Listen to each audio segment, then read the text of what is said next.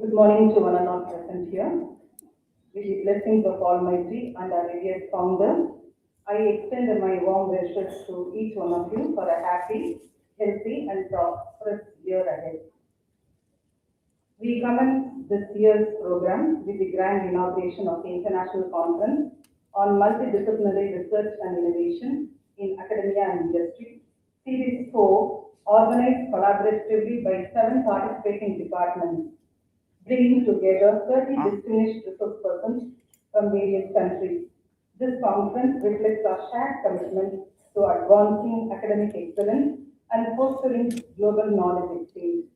Building upon the success of the conferences held in 2023, 2024, 2025, this event continues our tradition of creating meaningful platforms for scholarly dialogue. As a vibrant confluence where academia and industry converge, transcending disciplinary boundaries to promote innovation, collaboration, and intellectual growth. On this proud occasion, it's my proud privilege to extend a warm and heartfelt welcome to each one of you. It is with great honor that I welcome our esteemed chief guest, Ms. Geeta Ramamurthy, Managing Director of KBR India, a distinguished leader with extensive experience across engineering, technology, finance, and business transformation. With a proven track record of driving innovation and organizational excellence, Madam is widely recognized for her transformational leadership. Madam has received several prestigious accolades, including MD of the Year 2025 and recognition as a highly influential GCC leader by SSF Global, a respected thought leader and active contributor to industry forums. She holds key leadership positions in organizations such as NASCOM and CII. A qualified CA and CMA, she has further strengthened her expertise through executive education in digital transformation, corporate strategy, climate change from globally renowned institutions. We are truly honored to have you with us today, ma'am, and eagerly look forward to your valuable insight and perspectives. Above all, we take immense pride in welcoming you, ma'am, as an illustrious alumna of our esteemed institution whose achievements continue to inspire us all. Thank you, ma'am, and a warm welcome to you. We are equally privileged to welcome our distinguished keynote speaker, Dr. Anita Devi Pillai, Senior Lecturer in the English Language, Literature Academic Group at the National Institute of Education, Nanyang Technology University, Singapore, and President of the Singapore Association for Applied Linguistics. She is an accomplished educator, researcher, writer, with over 2 decades of experience in anthropological linguistics, literacy studies, and creative writing. We are delighted to have her with us today and look forward to gaining rich insights from her address. A hearty welcome to Ms. Julie Simon, Manager, International Affairs, Lecturer, Faculty of Education, Shinova University, Thailand. My thanks to Ms. Julie Simon and Dr. Mangai for facilitating the collaboration and signing of MOU with the Shinova University. We express our sincere and heartfelt gratitude through V.M. Muralidharan, Chairman of Ethiraj College Trust, for his visionary leadership that has steered this institution in remarkable heights. Sir, your unwavering support, generous financial assistance, and constant encouragement continue to inspire us in our pursuit of academic excellence and meaningful research. Your steadfast commitment to the growth and progress of this institution remains a guiding force for all of us. Thank you and a warm welcome to you, sir. I take this opportunity to warmly welcome our dynamic principal and secretary, Dr. S. Uma Gauri, and express my deep appreciation for her constant support and encouragement, which have been pivotal to the smooth planning and successful conduct of this conference. Her timely guidance, keen involvement, unwavering encouragement have greatly strengthened the efforts of organizing team, ensuring that every aspect of the event was carried out seamlessly. Thank you and warm welcome to you, madam. I warmly welcome Mrs. Beulah, Vice Principal Aided, Dr. Jayanti, Vice Principal, self-supporting, and thank them for their gracious presence and continued support. We extend our heartfelt gratitude to the Director and Deputy Director of the Tamil Nadu Skill Development Corporation, Startup Tamil Nadu, Government of Tamil Nadu, the International Federation for Artificial Intelligence, and schools for their valuable support and collaboration, which have significantly strengthened the quality and outreach of this conference. Such collaborative efforts not only enrich the academic excellence of our participants, but also create meaningful opportunity for knowledge exchange and professional growth. My respectful pranams and hearty welcome to our former professors, Dr. M. Gauharjan, former head of the Department of Economics, Dr. Sumati, former professor from the Department of Economics. Thank you and a warm welcome to both of you, ma'am. A program of this scale becomes successful only through the collaborative and collective efforts of many individuals. After several rounds of planning and discussions, this conference has taken shape successfully.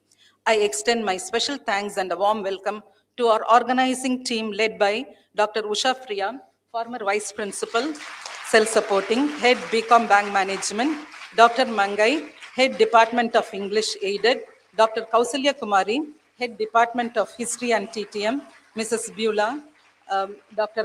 Maragadavalli from the Corporate Department, Dr. Hema Bindu, Head Business Economics, Dr. Geeta Lakshmi, Head BCom Corporate Secretaryship, Self-Supporting. I also appreciate the sincere efforts of all staff coordinators who have worked tirelessly to ensure the success of this conference. I wish to commend Dr. Sophia for her valuable contribution to the publication of international conference proceedings, Ms. Jayashree, Dr. Sharada, Dr. Sunita for their significant efforts in bringing out the National Student Seminar proceedings. I extend a warm welcome to all the heads of our various departments, deans, directors, faculty members, and alumni present here today. To my dear students, department secretaries, student coordinators, this conference will certainly provide you with a valuable platform to enhance your knowledge, strengthen your employability skills, develop your research acumen. I warmly welcome each one of you. I also extend a cordial welcome to the members of the press and media for joining this important occasion. Let's make this conference a meaningful celebration of knowledge, collaboration, and innovation. God bless each one of you.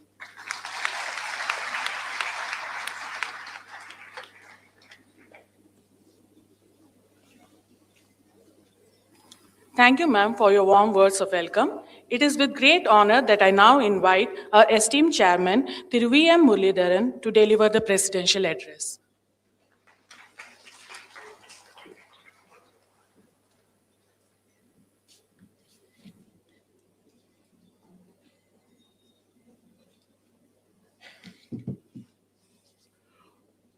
A very good morning to all of you. It's great pleasure for me to be here for this multidisciplinary international conference. More important is that I still remember about 4, 5, 6 years back when we were discussing that we should have a multidisciplinary conference because a lot of synergies across departments. This was started and now this is the 4th edition. Starting something good is in itself good.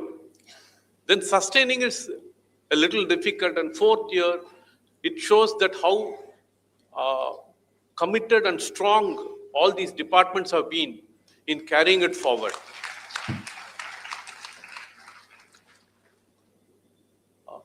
Before anything else, let me welcome our chief guest of this morning, Mrs. Geeta Ramamurthy, Managing Director of the Global KBR Group. She's heading the Indian piece as a Managing Director. And more importantly, she's reached that position with her hard work, competence, everything, and the foundation stone was laid here in this college. So thank you, Geeta, for honoring us with your presence. And we have Dr. Anita Devi Pillai from the National Institute of Education, Nanyang Technical University. Welcome, Anita.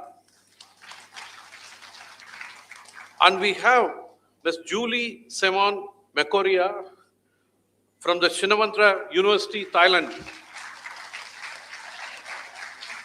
She is here to sign a MOU with our college. So thank you very much for coming all the way. Thank you very much. Our Principal Dr. S. Uma Gauri, our Vice Principal Self-Supporting Dr. Jayanti, and now comes the key players. Dr. D.B. Usharani, former Principal in Charge and the convener of this conference. Dr. Usha Priya, former Vice Principal Self-Supporting and the co-convener of this conference. Then we have Dr. Kausalya Kumari from the History Department, Dr. Mangai from the English Department, Dr. Geeta Lakshmi from Corporate, Dr. Haima Bindu from Business Economics, and Dr. Maragdavalli from Corporate, former Vice Principal Self-Supporting. In fact, when I looked at all these 7 departments coming in together, I should say they have fantastic mentors like Dr. Gawar John and Dr. Sumati who are here. Thank you very much. It's always a privilege to have our retired staff members here. It's a blessing for us. Thank you very much for being here. Where did I see?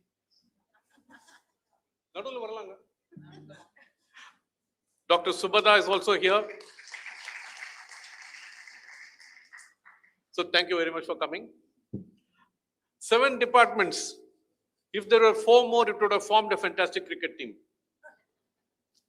I'll tell you, with all these minds coming together, it's going to help us understand how to collaborate and integrate ideas, integrate subject elements, and succeed even prior to us moving out of the portals. It's a very important element because when I was just talking to Geeta in the morning, that when we are all in the corporate world or wherever we are, we don't work only with our department space. We work with multiple people, and invariably, whatever we do, it is collaborative. Today, when you go to a doctor, he would not see you if he doesn't have a few reams of reports. And those reports are not from pure medical. It's a collaboration between medical professionals and electronics. An ECG or a PET scan or anything is an electronic gadget. But if that does not give the reports, a doctor would not see you. So what I'm saying is, it is important for multiple disciplines to come together and collaborate. But at this point in time, I would rather want to delve a little into something, a bad word, which is very dominantly spoken across every conference: AI, artificial intelligence. I think what is very, very important is AI is not to be treated as a devil. It is not even to be treated as somebody superhuman. In fact, a few days back, probably 4 or 5 days ago, there was a news item that a person in Delhi, a 45-year-old person, had medicated himself with inputs from ChatGPT or AI, whatever it is, and he was brought to AIIMS at Delhi in a very difficult situation because he trusted AI without knowing what to expect. It is like almost like he treated AI like a superhuman. He thought AI knows all, and AI also tells things in a very convincing fashion. When you ask a question, it will give you an answer and you'll think it is perfect. And so in fact, I've heard so many people say, "Na ChatGPT." I'll tell you why I'm coming to that is, many times you'll feel with AI coming in, people say that, okay, now on life is going to be very difficult, jobs will be lost, etc., etc. It's not like that. It is actually how you can become more efficient, you can become more innovative, you can become better informed, but as long as you are intelligent. Have you heard about this word called prompt? Have you heard about it? Now, there is going to be a course called prompt engineering, because there's no point having AI. AI is only a tool. If, for example, if you're talking to somebody, okay, I have a, what do you call, let me for a moment assume I have a secretary. What will I do? I say, I want to travel from here to Coimbatore on this day. That person will say, okay, fine, I'll give you a thing, probably give you a list of flights or whatever it is. And they say, no, I want to travel between 1 and 3. The person will come back and say, between 1 and 3, there is no flight. Then I'll say, no, is there any other option? Because I have to reach there, but I also have to be at the college for a conference at 9 o'clock. I have to finish that and then go. I'll tell you, the more and more I ask questions, the more and more refined answers that will come. If I simply ask, the person will not even book a ticket to Coimbatore. She'll suddenly book a ticket at 9 a.m. in the morning. Then, no, I wanted to go after the conference. I didn't want to go at 9 o'clock. Did I tell that? No. This is what is a typical conversation between me and a colleague of mine. AI is virtually that. You should treat that as a colleague. A person who is not as intelligent but has a lot of information. The more you prompt, the more you refine your prompts, you'll get more refined answers. But I'll tell you, at the end of it, beyond the prompts, beyond the AI tool, a human being may be much more intelligent or much more, what you call, holistic in the answers. Why I'm saying that is, all of you necessarily will have to learn how to use AI, how to prompt, and how to get better answers, so that you will reach a stage of a level where you know fairly close answers. But I'll tell you, coming back to the person at Delhi who had that difficult situation because of medication through AI, you go to a doctor and say, sir, doctor, ChatGPT சொல்லுது, நீங்க வேற சொல்றீங்களே. The doctor knows you fully. ChatGPT is treating you as a human being, a pattern that across the world it's seeing something, searches everything, curates and gives you. But it does not know you. It knows everybody else except you. And the pattern could be slightly wrong, and that could damage, like the person in Delhi got his body damaged. Why? So, very, very important is that all of you should use tools to effectively deliver. Don't think that the tool will take over you. In fact, for that matter, in the 80s, when I started my career, there were the triumvirate called WordStar, DBase, and Lotus 123. And Lotus 123 was the ancestor of all digital artificial intelligence. It was just a spreadsheet, the Excel sheet. You put 20 fields and it will give you, you can pivot and get any number of answers. What if? And I used to wonder what will happen to the Gitas of the world who are chartered accountants if what they intelligently worked on and got results is coming out in a jiffy. It was the first artificial intelligence tool in the true sense of the word. There were many more tools. Every tool is probably helping humankind, but this was probably something which in my life I saw. Then came the relational DBMS like Unify and Ingress, and then the ERPs, and then whatnot. Today, we've got a much improved version of the same family. As they say, lion, tiger, and the small kitten, all are the cat family. This is also one among the AI family. And now today we have the ChatGPTs of the world. But at this point in time, there are different problems that we are solving which was not existing long back. And there will be more newer problems coming along the way. So in that context, if you look at it, beyond the 7 disciplines that are coming together for this conference today, I believe that all the departments, 7 or 11 or all the 30 odd departments in the college, should have a knowledge to prompt and use AI with respect to their space. That is what is going to make you successful. It will make you successful. And one more thing, I envy the current day kids. You're all in the 18-20 category age.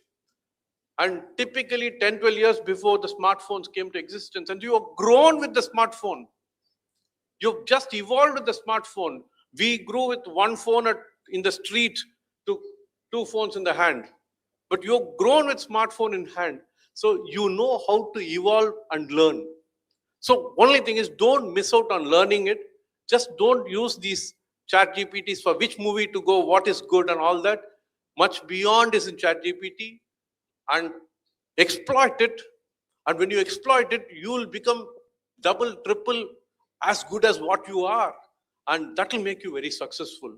I just thought I'll share these ideas with you and look forward to listen to the day and tomorrow. May God bless all of you. Thank you very much.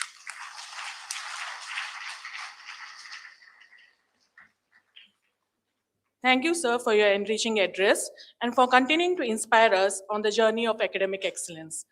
It is my proud privilege to invite our respected principal, Dr. S. Uma Gauri, to deliver the felicitation address.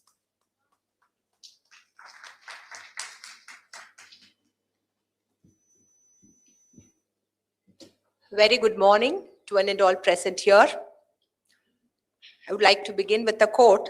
Education is not the learning of facts, but the training of mind to think, innovate, and lead, unquote.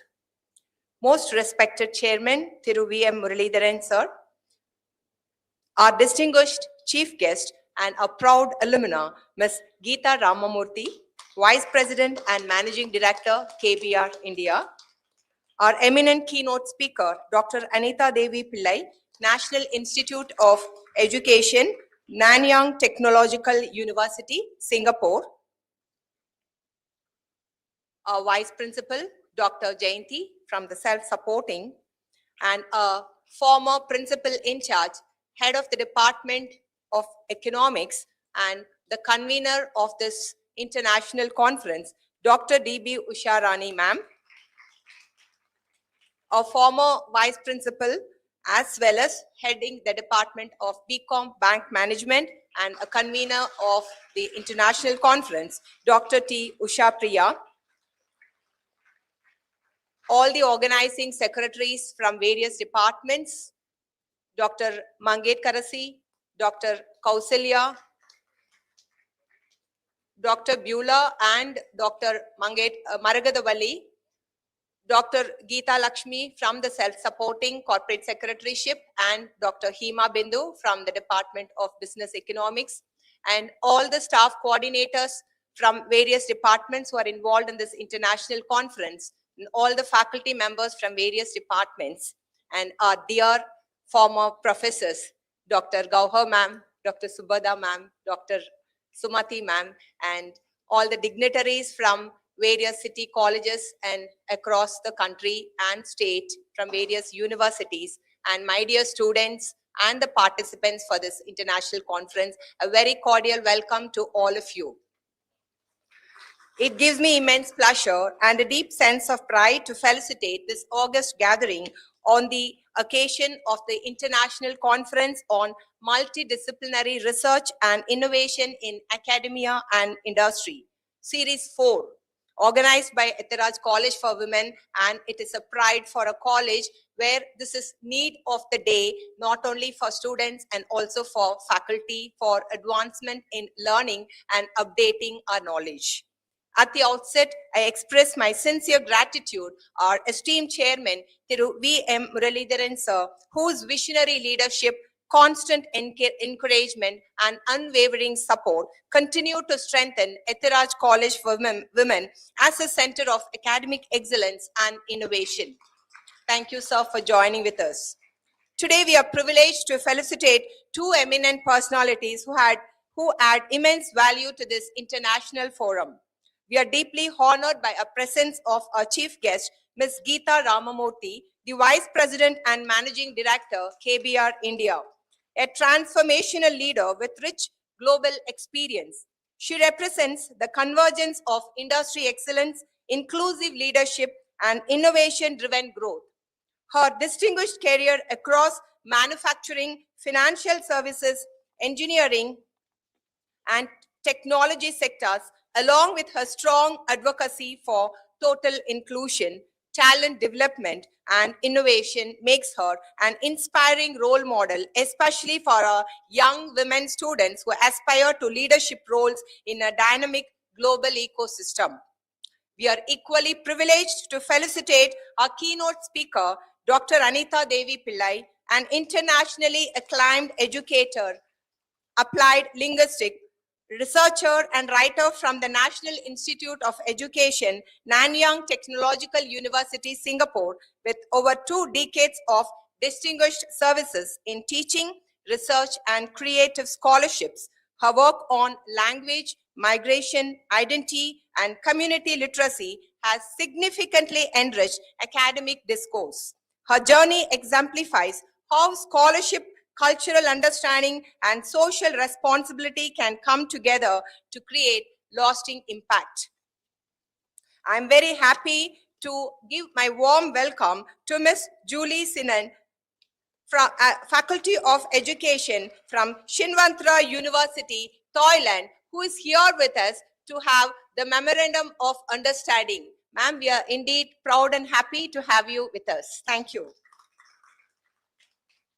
The International Conference on Multidisciplinary Research and Innovation in Academia and Industry, Series 4, is a reflection of Ethiraj College's enduring commitment to interdisciplinary and multidisciplinary engagement and meaningful collaboration between academia and industry.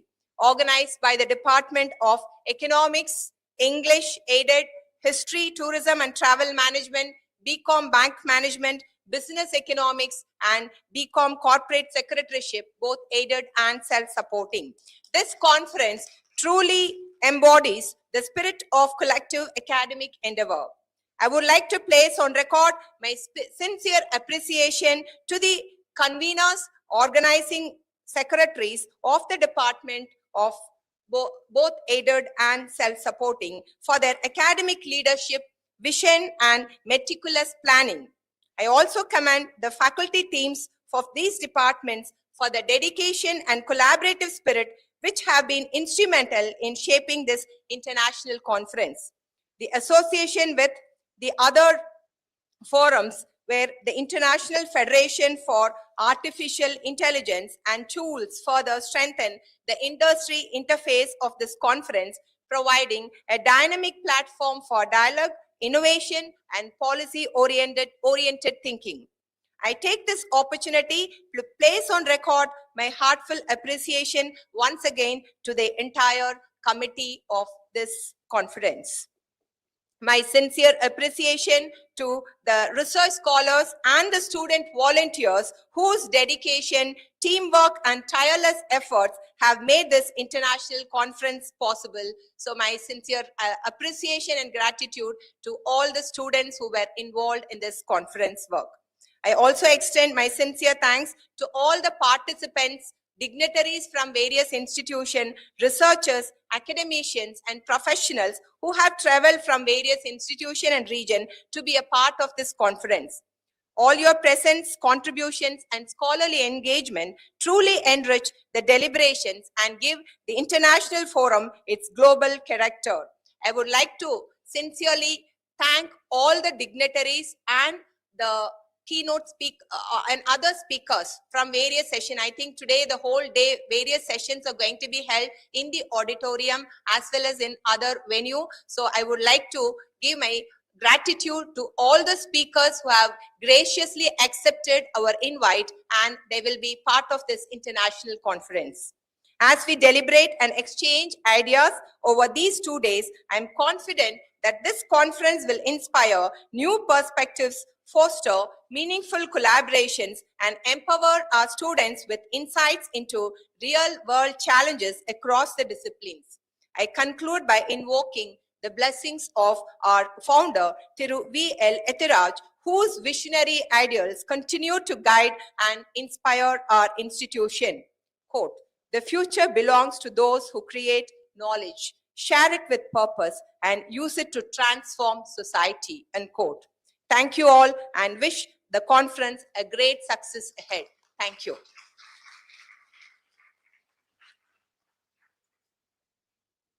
Thank you, ma'am, for your warm words and continued support in our academic endeavors. It's my privilege to welcome and introduce our distinguished keynote speaker, Dr. Anita Devi Pillai.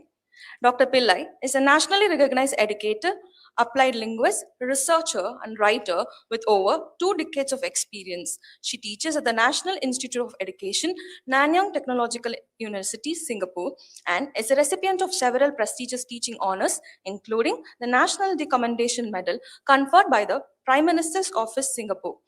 She currently serves as the president of the Singapore Association for Applied Linguistics.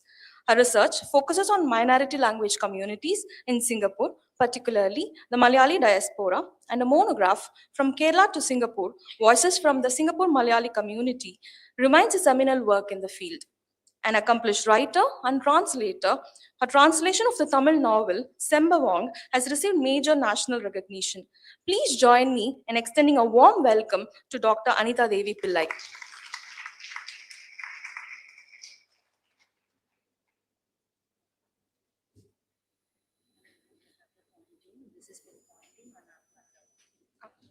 Next on the previous. It's a previous slide and the next slide. Next slide. It is on. Where do I point? Maybe.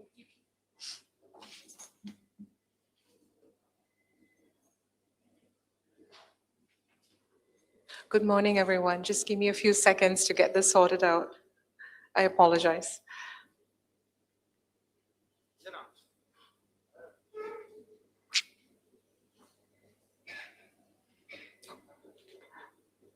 Would I be able to? It's not working. Oh.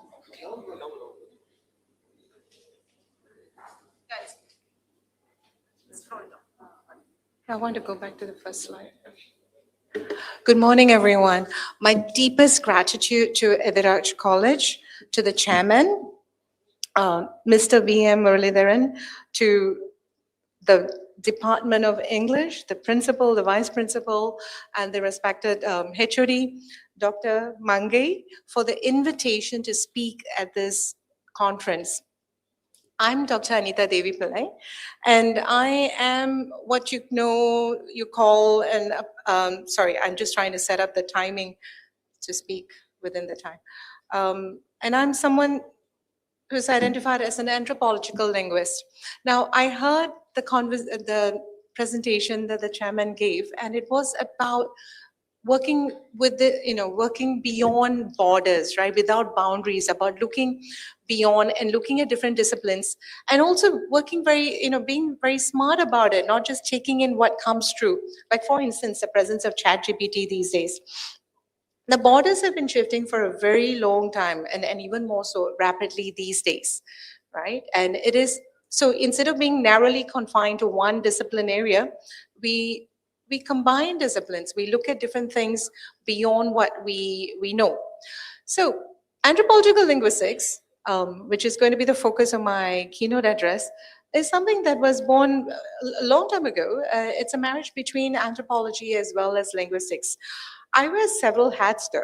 I don't just wear one. Anthropological linguistics is what I'm known for in terms of my linguistics research, but I also wear another hat where I'm a teacher educator, and I look and I examine writing practices as well as writing pedagogy at tertiary level and teacher training for Singapore. National Institute of Education, which is part of the Nanyang Technological University, it's the only teacher training institute, college of education for the whole country. What this means is that we have absolute control, perhaps, maybe not, the word is not control, but we have absolute leeway to ensure that when a curriculum is written or rewritten, every 10 years we update it, based on what's happening in the research field as well as what's happening in the classrooms, we adapt it, we test it out. So every 10 years it's updated, right? So what this means is that there is one single place where everyone comes to get trained. And we also hold professional development courses. So the whole country has one national curriculum, and the curriculum that gets delivered In a similar fashion, at the very least, we are able to provide the same level of training across the board. In a sense, it's a very small country, so everyone sort of knows everyone as well. So that's what I do. The professional sense and the research sense, I do anthropological linguistics, and for my heart's sake, I do creative writing. And that has been growing as a huge research area as well now with creative writing pedagogy, right?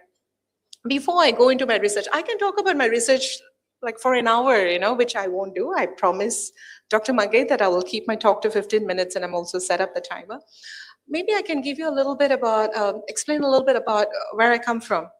So in more than 2 decades ago, I was sent off to study literature. Singapore was short of literature teachers. We, in all countries that's booming, right? And the focus always is on STEM research and on engineering.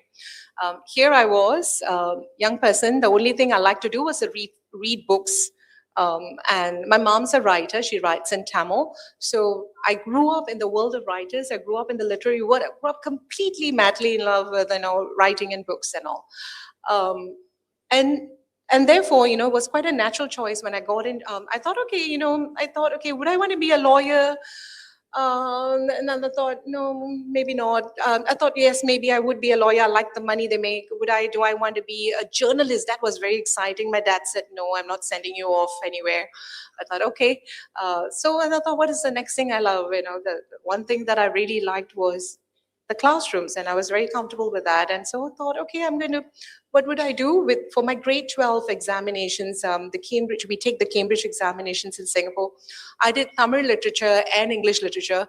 Along with it, I did economics and history. You needed 4 subjects, right, for Cambridge A-levels. And I thought, 2 subjects for my heart and 2 subjects to get a job. So econs and history seemed okay. Econs will get you a job. So I did that, and then when I got selected to send off to study, I went off to Australia, and I went off to study literature, English literature, to come back and be an English teacher in Singapore. What happened is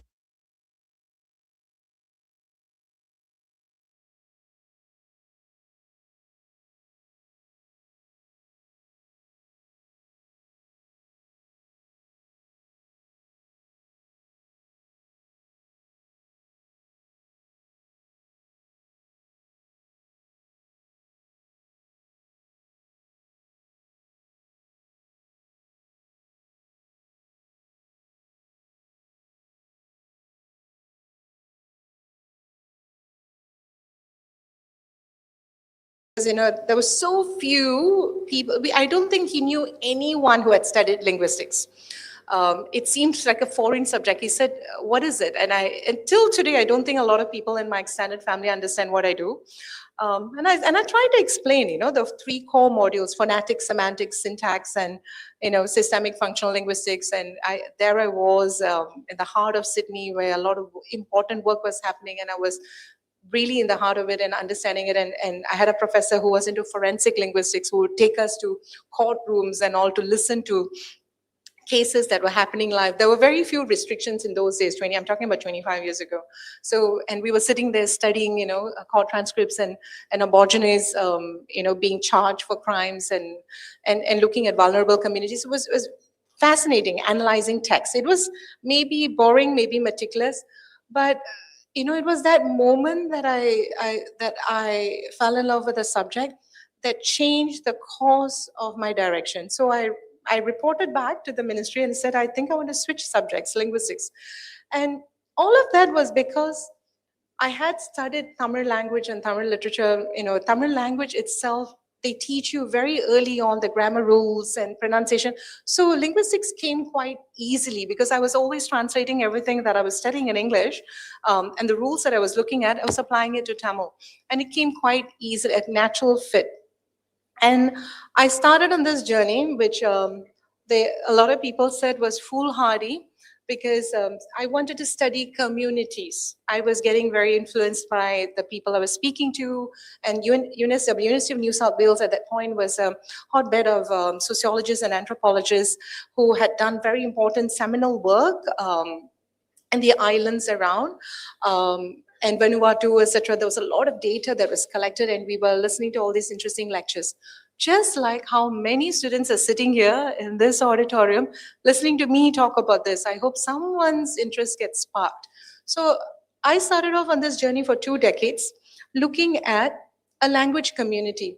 So I didn't get permission from my parents, to go off and study communities that were losing their languages, because that was what was happening. That was the exciting part of it, going into communities which did not have as much attention, and then staying with them and studying it. We were reading Margaret Mead and all these it sounded so romantic. And of course, the reality is quite different. We went on a field trip and we realized, oh, maybe not, it's not as easy. But then, so with that restriction of not being able to go off, and of course the scholarship kicked in, I had to return to Singapore, and then I had to, yes, I'm timing myself, 7 minutes, yes, I've got 7 minutes. Yeah, worried I might go over the time because I've got 50 slides, I think. I'm not going into the slides. I'll be very happy to do a Zoom lecture with you guys. I've expressed that to Dr. Mange. I thought I'll give you an introduction to my talk. So, I had to return to Singapore, of course, to fulfill my obligations. You can still take your passion with you wherever you go, and that's what I did. I decided to study an urban community because the rules are similar, right? Whether a language is in danger of being lost, whether a language community is in danger of being assimilated, if the word danger is an appropriate word in this instance. It doesn't matter whether they're in the woods or in the urban city. So that's what I did. I thought, look, these are my limitations, and this is what I'm going to do, and this is what I'm passionate about, this is what I'm going to do. And I studied the Singapore Malayali community for the next 20 years. I spent decades working with the community as an insider researcher, which of course has its pros and cons. And for those of you who will be coming to the lecture later on, maybe next week or the week after, I'll be happy to explain what inclusion-exclusion criteria I use for my data collection. I then systematically studied the sort of data and the community, and came up with findings and became the first person to have done so. I just want to give you a brief overview, of what the data in such a study might be. So my research question was simple. What happens to minority language communities with no institutional support in multilingual environments, which is true of all urban cities, actually? And the data came from lots and lots of places, right? First, it was, I just want to show you some of the bits of the data. It came from all the statistics that was available. Now, therein lies the problem, because Singapore statistics only started documenting language communities after mid-1900s, right? So what happened before that? So I had to document that, what happened to the language policies, and I had to look through what we know as the Blue Book, all archival material. These books were prepared for the Queen because we were a colonial state, and for her to understand who was working in her administration. I hope am I going backwards? Okay. I had to pull out all documents of policies. I had to look, of course, it's a census of population. I apologize. Okay, so it was from 1911 onwards only that I had the documents. A lot of the documents are in the archival space of England. I had to study what happened. I had to look at genealogy. I had to archive all photographs, letters. Yeah, if I skip the slides, all photographs, letters, I had to look at magazine records, I had to look at anything that was published that was going to get thrown away. Now, the disadvantage is that in Singapore, we have not much space. It's like Hong Kong, it's like very small houses, so everything gets thrown off, right? I've had to come to India several times, go to Kerala, searching for things, to arrive at one person's home. Mr. P.S. Pillai was a trade unionist, the first Indian to get a National Day Award, which is very prestigious. Just to find that the medal was lost a week or month before I arrived, because they were cleaning the house. He had passed away for several years ago, and they were cleaning the house for a wedding, and they thought, this rusty old thing, what would it be? And they had thrown it all away. And they had a bonfire for documents that he had with him. So I find myself always arriving slightly late at certain spaces, and then just in time to collect lots of things. These are all the things we do. We pull all these things together, right, as anthropological linguists to understand what happened before us.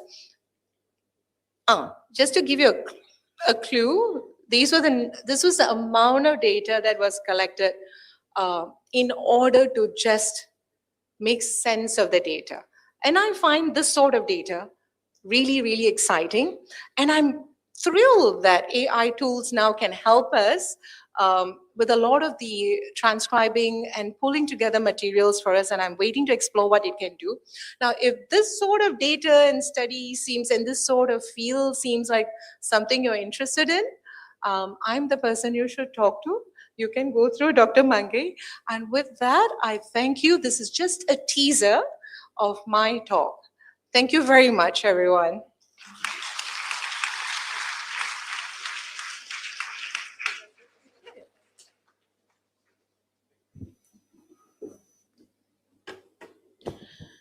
Thank you, ma'am, for your insightful address. Your reflections have truly broadened our perspectives. It is indeed a proud honor for us to welcome our esteemed chief guest, Ms. Geeta Ramamurthy, an eminent leader whose remarkable contributions have significantly shaped the engineering and global consultancy sectors. With over 2 decades of cross-sector experience in India and overseas, she brings exceptional professional insight and leadership acumen. Ma'am currently serves as the Managing Director of KBR India, where she leads a team of over 2,500 professionals and steers the organization towards transformative growth trajectory. Renowned for her transformational leadership and strong belief in the growth mindset, ma'am is a steadfast advocate of innovation, inclusion, and talent development, and is widely admired for her data-driven decision-making and client-focused value creation. Her excellence has been recognized with several prestigious accolades, including MD of the Year 2025, Highly Influential GCC and Enterprise Services Leader 2025 by SSF Global, an Outstanding Leader Award from the CII Center for Women Leadership for her contributions to advancing gender parity. She is also a Thinkers 360 Top 100 Thought Leader and a prominent voice in the Asia-Pacific region on leadership, energy transition, and digital transformation. Beyond her corporate role, ma'am serves in key leadership capacities across national and international industry bodies, including NASSCOM, Indian American Chamber of Commerce, the CII Indian Women's Network, the CII Panel for Manufacturing and Industry, and the CII Council for Energy Transition and Hydrogen. Ma'am, we are deeply honored by your presence. It is my great privilege to invite you to deliver the inaugural address.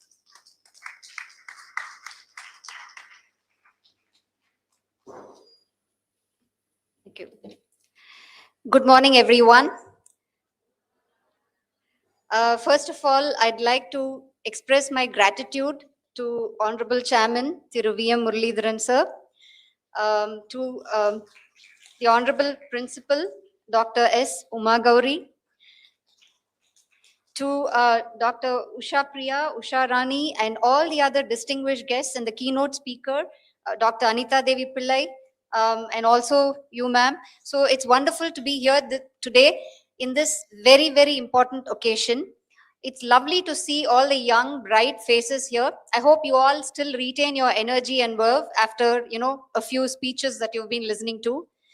It's all started off on a high, obviously with, through V.M. Muralidharan sir speaking so powerfully about the advent of technology and how we, all of us, but also equally people like you who are the torch bearers for the future, how you should equip yourselves and how you should be, curious to learn, understand, and take up new challenges and, equip yourself with the right knowledge. So that was very inspiring and thought-provoking message from Dr. V.M. Muralidharan. And then when you look at Madam Uma Gauri, she gave a lot of, emphasis about what is education about. It's not just about learning. It's not just about acquiring knowledge, but it's about really imbibing it in true letter and spirit and translating it into something more tangible, right? So I think that is a very, very powerful message that all of you should really carry with you. I want to mention that to be coming here again, back as an alumna is a very special feeling. And every time I walk into this auditorium, I can't describe the emotion that goes through me. It's hard for me to explain, but I feel very grateful, and it's a lot of respect, and it's almost like a divine place for me, believe me, when I come in here, because this is where it all started for me. Now, for today's topic for me, I love this topic. It's about innovation and focus on research and development, and what can industry and academia do to foster that. So we often talk about, innovation as something which only relates to technology, but I think we need to recognize that innovation is about challenging the status quo. It's about actually finding solutions to solve real problems. So innovation is not just about, hunting for new technologies and just trying to force fit it into something which is already working. Don't try to fix what's not broken, but it's really to look at the problems around us, whether it's, in a business, or whether it's in a particular function, or whatever it may be, to look at that problem and leverage your innovative thinking to come up with smart solutions, to put it very simplistically. But I think before we head there, let's look at the global reality. Where does India stand today with respect to its focus on research and development and innovation? So if you look at one of the recent reports of BCG, which also tracks the innovation index, we see that India is still not ranking in the top 5 or top 7 in terms of the innovation index. Though there are some amazing innovations that are happening around us, there are lots of new solutions that we come across. But to be able to get into the top 10, what do we need to do? One thing that strikes you is that, do we spend enough on research and development as a country? So here are the facts. United States spends close to $780 billion a year, every year, on research and development. That's 3.5% of its GDP. Look at China. So they spend, again, close to the same number, about $800 billion, or 2.6% of GDP.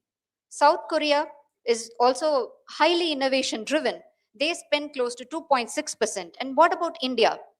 So India spends about 75 to 80 billion dollars, and this is only about, close to 1%, slightly less than 1% of GDP. So that's a telling reminder that collectively, between, private industry, government, and academia, there is a gap that we need to address. We need to plug that. So how does one overcome that? I think the key remains is, as academia, as students, what can you do to, make this happen? I think you should have the desire to come up with your ideas, work with your, leaders, work with your, heads of departments, where there's an opportunity for you to present your ideas. Please use those opportunities. Do not hold back. Actually be curious, be interested, to find those opportunities where you come across problems. What solution can we come up with? Because today's idea can become, a unicorn tomorrow. When you look at, some of the success stories that we have seen, especially, it's more prominent today in the world of information technology, Fractal Analytics. It is actually an Indian company. It started off as a small company a number of years back, but today it's already, one of the largest unicorns as far as IT is concerned, and they're going for a massive initial public offer very shortly. And they are one of the 10 companies identified by the government of India to, build our own sovereign large language model. Now, how did this happen? It didn't happen by accident. It happened by intent.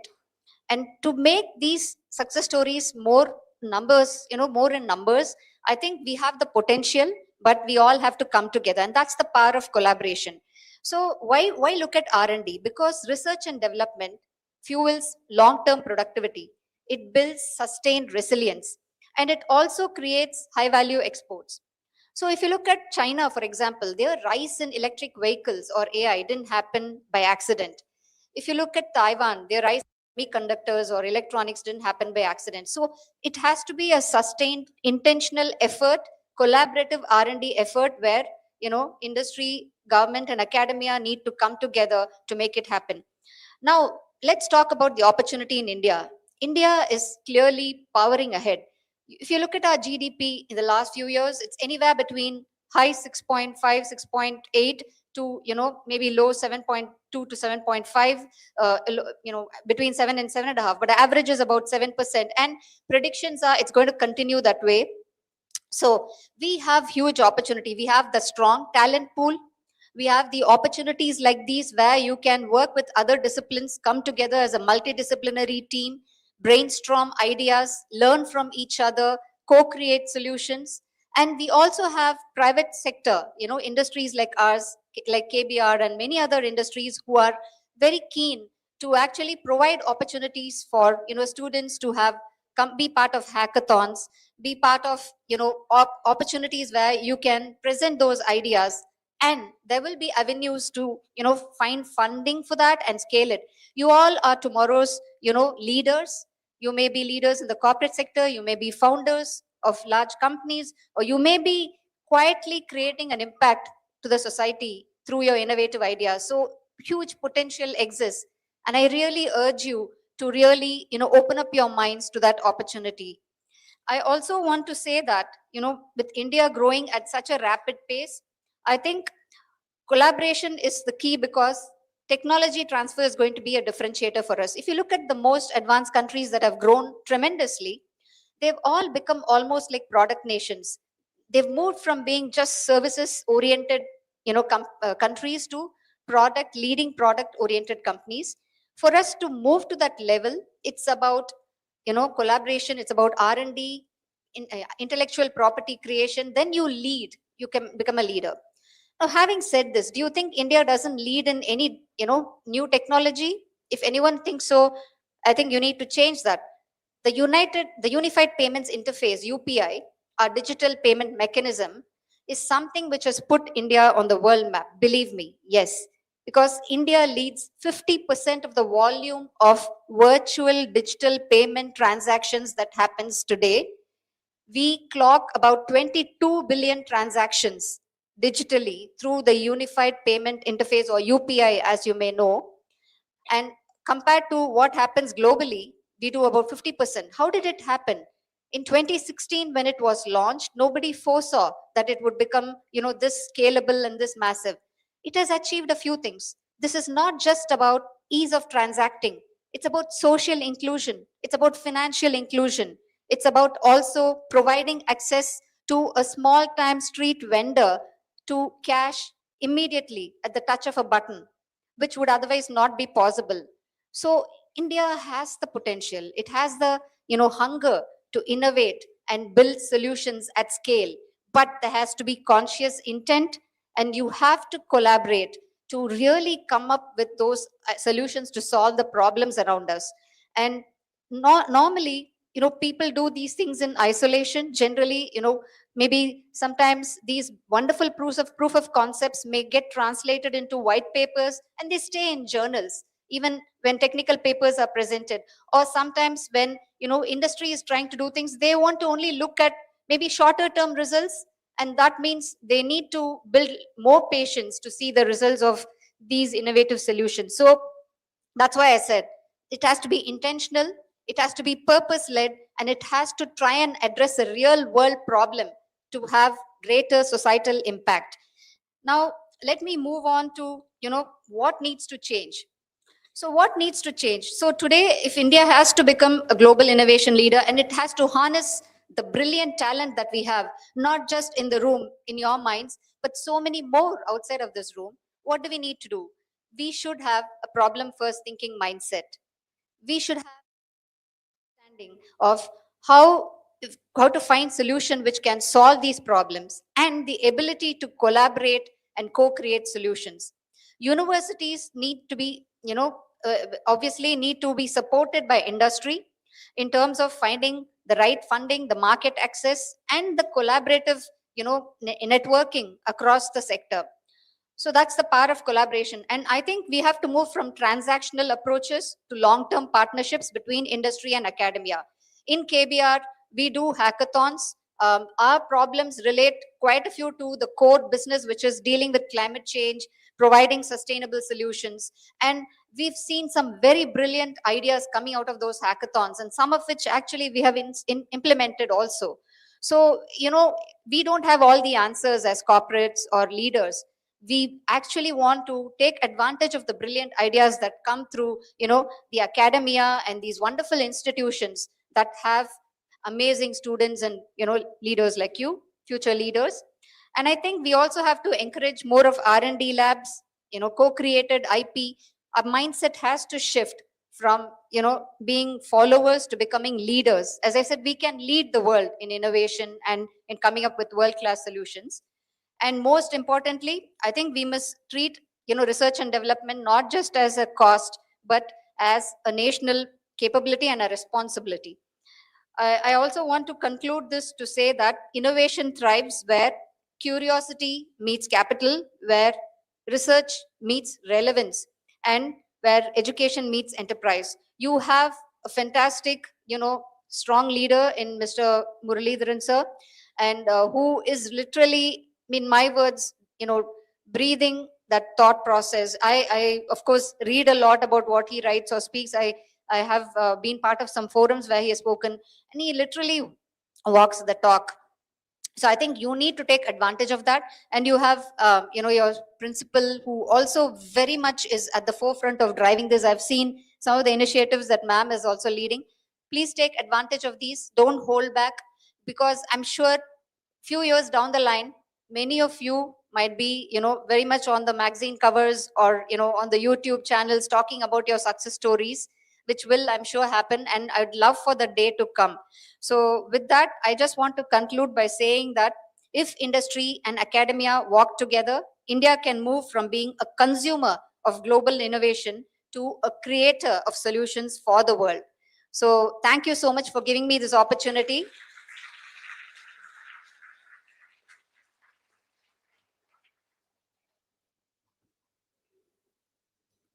Thank you, ma'am, for your insightful and thought-provoking inaugural address.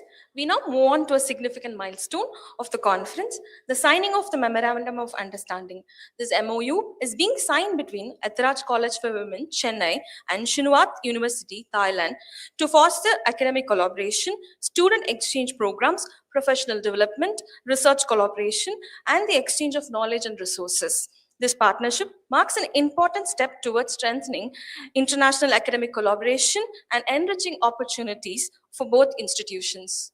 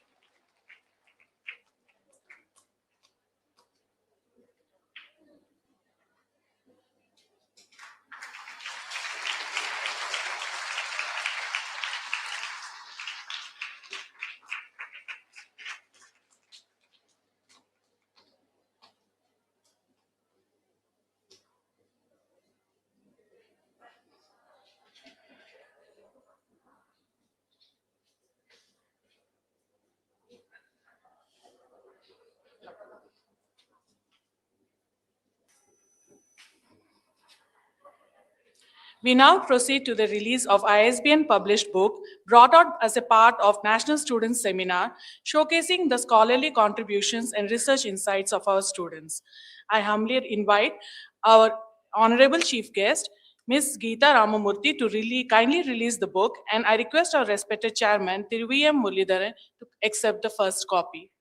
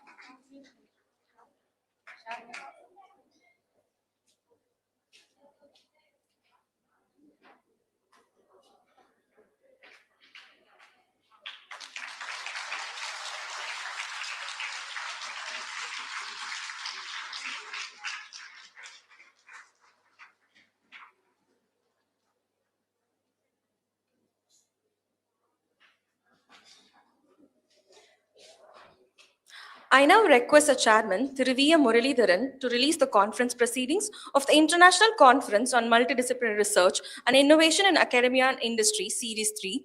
I request Dr. Anita Devi Pillai and our Principal and Secretary, Dr. S. Uma Gowri, to receive the first copies.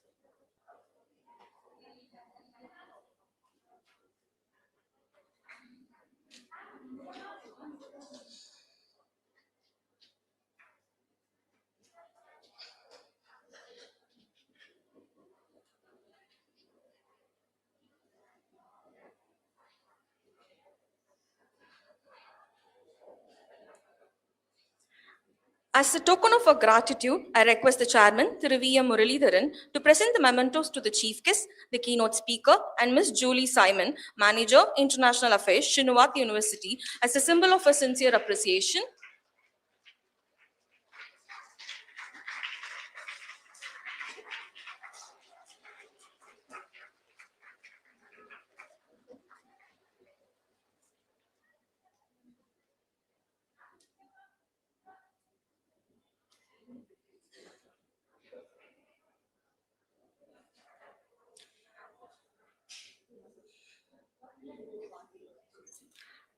I now request the Principal and Secretary, Dr. S. Uma Gowri.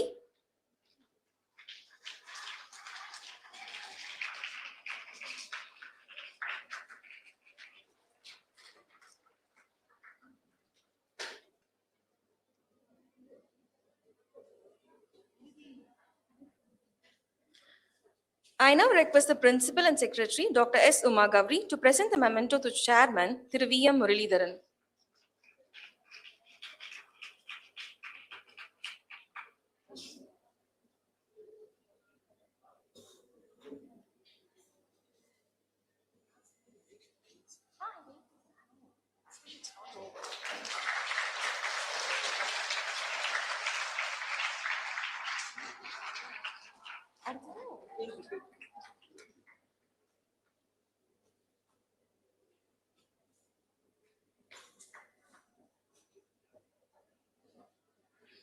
I now request the Principal and Secretary, Dr. S. Uma Gowri, to present the memento to the Chairman, V.M. Muralidharan.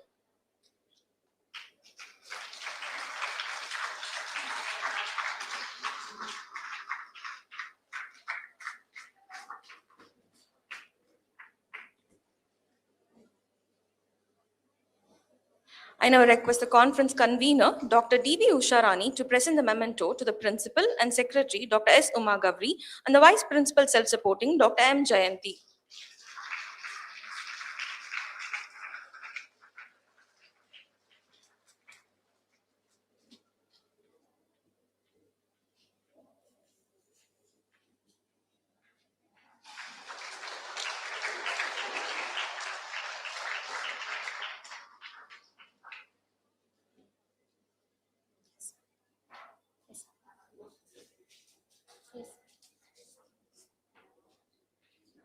Yes, sir. I now invite Dr. Usha Priya, former Vice Principal, Self-Supporting, Associate Professor and Head, Department of BCom Bank Management, to propose the oath of thanks.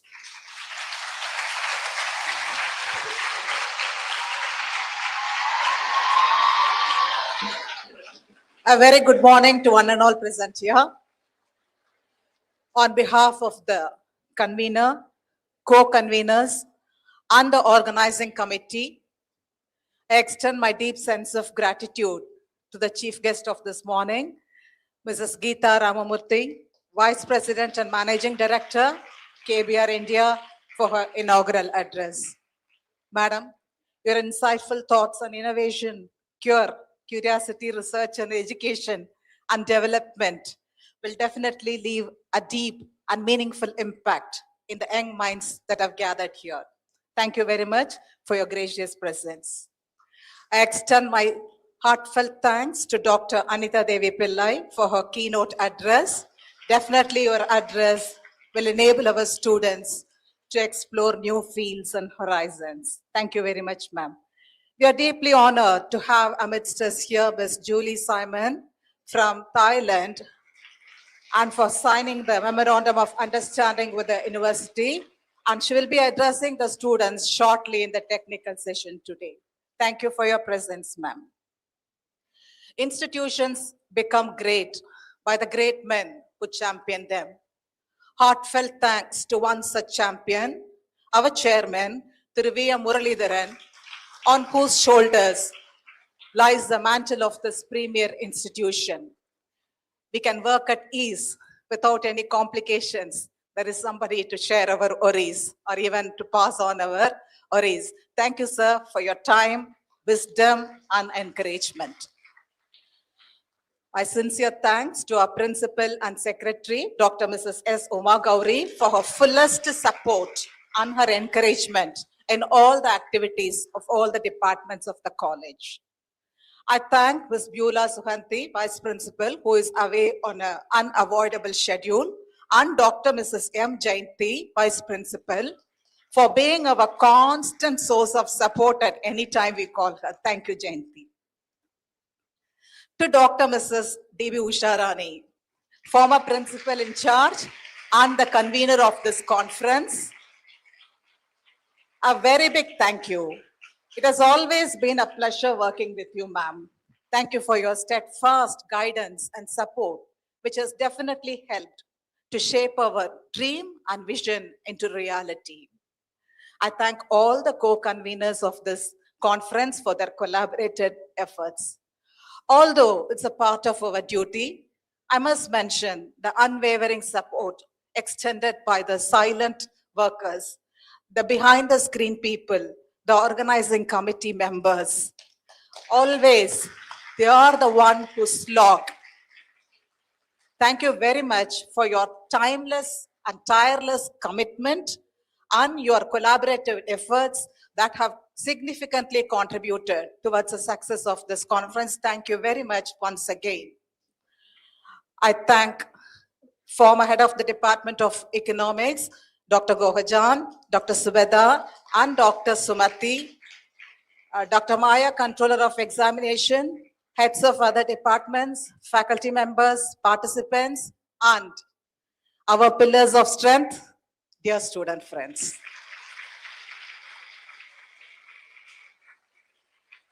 I thank God Almighty for His choicest blessings on us. This crowning glory of this institution, this historic auditorium, has witnessed yet another milestone in its history. This would not have been possible but for one noble vision, noble gesture, and unique generosity of our beloved founder, Thiruvial Ethiraj. Let us always remember him with grateful hearts, not to rest on our laurels, but to strive, to seek, to find, and not to yield to vile and low, would be the biggest tribute we offer to our greatest benefactor. Long live the memories of our founder.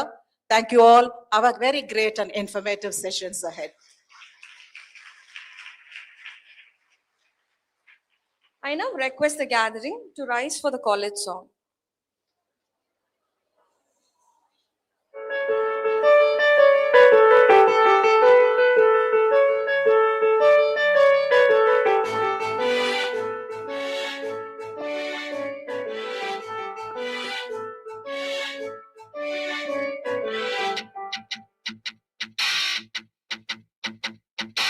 ஏறுவோம், முன்னேறுவோம், ஏறுவோம், முன்னேறுவோம், என்றுமே முன்னேறுவோம்.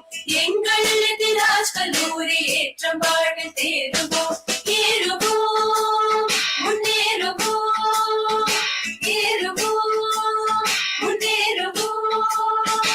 உயர்வு தாழ்வு சாதி சமய மொழியில் இல்லை தெரிந்திட்டோம். உயர்வை நாடும் உள்ளமே உயர்ந்ததென்று போற்றுவோம். உயர்ந்து வானை போல ஓங்கும் கல்வி ஞானத்தில் முயன்று தேடி காணவே முன்வைத்த கால்பின் வாங்கினோம். ஏறுவோம், முன்னேறுவோம். உடல் உழைப்பும் உள்ள பறிவும் ஓங்கும் செல்வ நிதியமும் மழை திறந்த வெள்ளம் போல மனமும் வந்து நல்கினார். அழுதையப்போர் கல்வி கோயில் மாண்புடனே நிறுவினார். கொடைகளெல்லாம் எத்திராஜன் கொள்கை வழி செல்குவோம். ஏறுவோம், முன்னேறுவோம். பாட்டுடனே அறிவியலும் பல கதையும் பயிலுவோம். நாட்டினிலே அறத்தை காக்க நல்லொழுக்கம் பூணுவோம். ஏட்டினிலே கற்ற கல்வி என்றும் எங்கள் நெஞ்சினில் கூட்டும் தெய்வ பக்தியோடு தேச பக்தி ஓங்கவே. ஏறுவோம், முன்னேறுவோம். அழகு தெய்வ தீபமாக ஒளிரும் கல்வி சுடரினை முயன்று தேடி காணவே முன் வைத்த காற்றின் வாங்கினோம். முயன்று தேடி காணவே முன் வைத்த காற்றின் வாங்கினோம். முயன்று தேடி காணவே முன் வைத்த காற்றின் வாங்கினோம். ஏறுவோம், முன்னேறுவோம், என்றுமே முன்னேறுவோம். எங்கள் எதிராஜ் கல்லூரி ஏற்றம் வாழ்வில் தேறுவோம். ஏறுவோம், முன்னேறுவோம், ஏறுவோம், முன்னேறுவோம், முன்னேறுவோம்,